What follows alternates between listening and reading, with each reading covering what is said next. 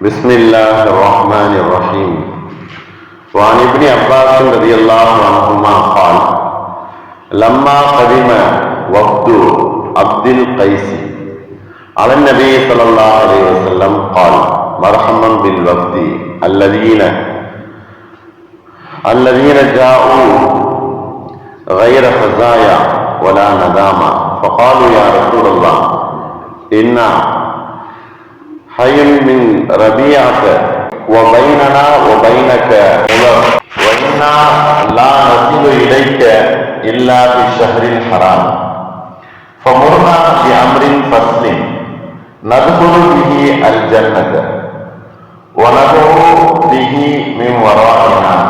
فقال: 44: أقيموا الصلاة وآتوا الزكاة وصوموا رمضان وآتوا خمس ما غنمتم ولا تشربوا في الدباء والخنتم والنقير والمزفر. இந்த ஹதீஸை இப்னு அப்பாஸ் ரலியல்லாஹு அன்ஹு அவர்கள் அறிவிக்கிறாங்க. நபி ஸல்லல்லாஹு அலைஹி வஸல்லம் அவர்களை பார்ப்பதற்கு ஒரு கூட்டம் வந்தது. வஃது கைஸ் என்கிற அந்த கூட்டம் வந்தது. நபி ஸல்லல்லாஹு அலைஹி வஸல்லம் அவர்களை பார்த்தவுடன் நபி அவர்கள் அவர்களை வரவேற்றார்கள். வாருங்கள், ரபியா கூட்டத்தினர்களே, நீங்கள் வாருங்கள் என்பதாக அவர்களை அழைத்தார்கள்.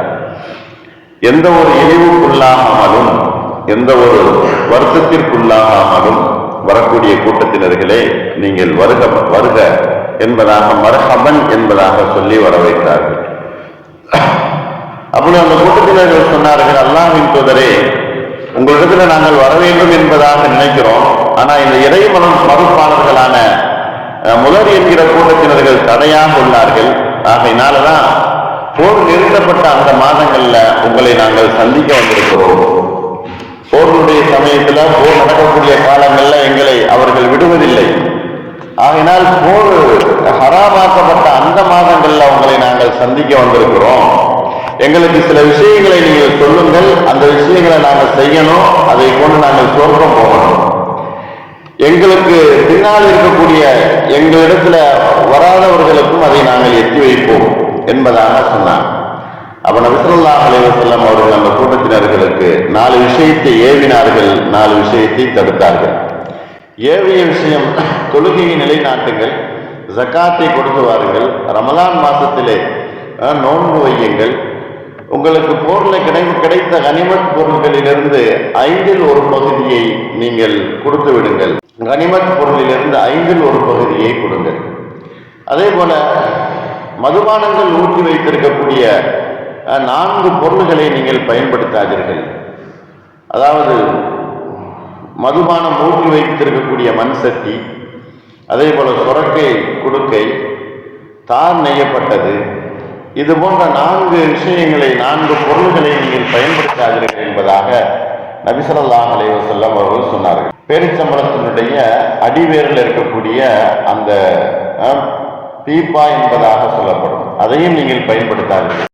இந்த ஹதீஸினுடைய நோக்கம் என்ன அப்படின்னு சொன்னா, வெளியிலிருந்து வரக்கூடியவர்களை வரவேற்கிறேன். யார் வந்தாலும் அவர்களை நாம் வரவேற்க வேண்டும். நம்மை நாடி வரக்கூடியவர்களுக்கு நாம் வெல்கம் பண்ண வேண்டும்.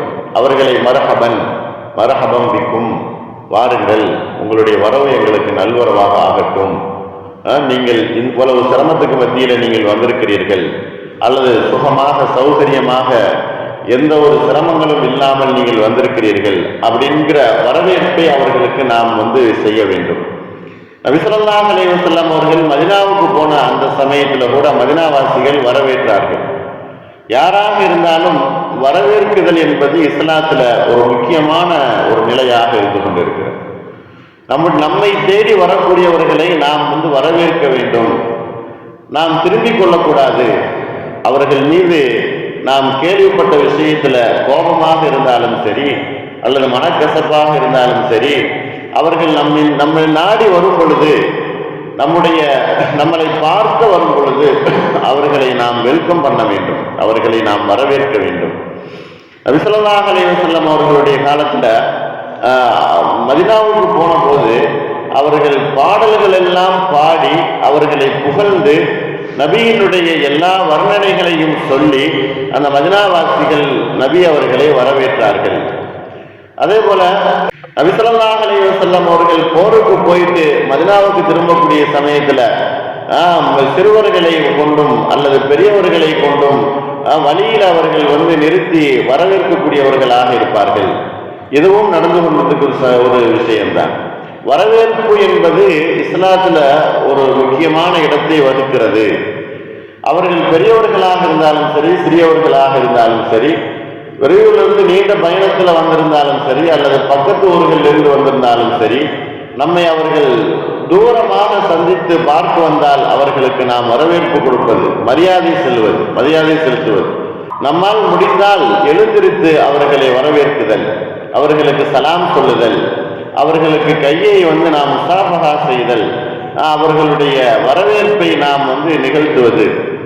இன்றைக்கு வரவேற்பு என்பது இஸ்லாத்தினுடைய கலாச்சாரத்தை மாறி மாற்று மத நண்பர்களுடைய கலாச்சாரங்கள் இஸ்லாத்திற்குள்ள புகுந்திருக்குது. பொதுவாக வரவேற்குதல் என்பது இஸ்லாத்தினுடைய ஆங்கிலேயர்களுடைய கலாச்சாரம் இன்றைக்கு நம்மிடத்துல புகுந்து இருக்கிறது.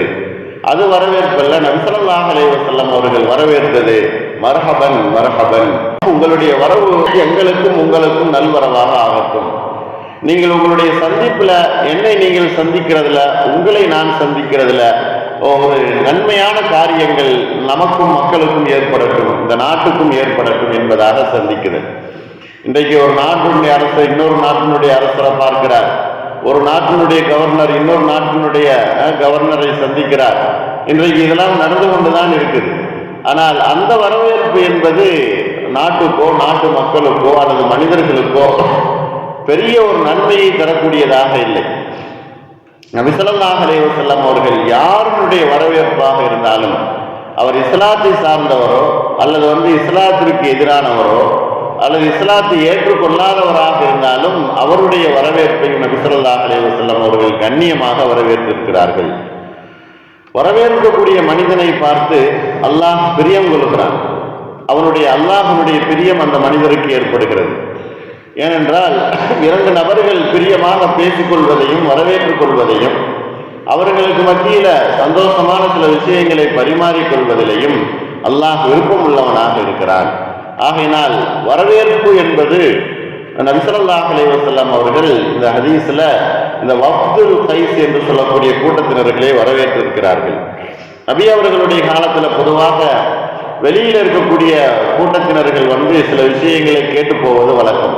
அப்படித்தான் வெளியூரில் இருந்து இந்த வஃதுல் கைஸ் என்கிற இந்த கூட்டத்தினர்கள் நபியிடத்துல சில விஷயங்களை கேட்டாங்க.